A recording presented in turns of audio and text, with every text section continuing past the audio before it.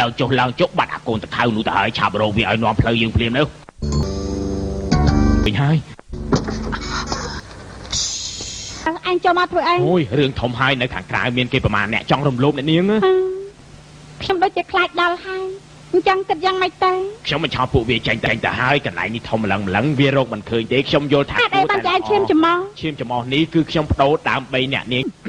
ចុះខ្លួនឯងមិនមែនជាចោលព្រានទេអូយការពិតខ្ញុំជាចោលប៉ុន្តែមិនមែនជាចោលព្រានទេចាត់ទុកថាជាចោលលួចចិត្តទៅចោលខ្ញុំមិនរវល់ថាអញជាចោលអីទេតែថ្ងៃក្រោយឈប់ប្រាល្បិចទៀតទៅឬទេខ្ញុំភ័យទ្រាន់នឹងអញណាអ្នកនាងឈីវសៀងអ្នកនាងចោលខ្ញុំនេះថ្ងៃក្រោយគង់ស្ដាយក្រោយជាមិនខានប៉ុន្តែមិនបាញ់និយាយទេតោះយើងទៅនឹងមកទៅមកបានហើយបើសិនជាក្នុងផ្ទះមានចាំមែន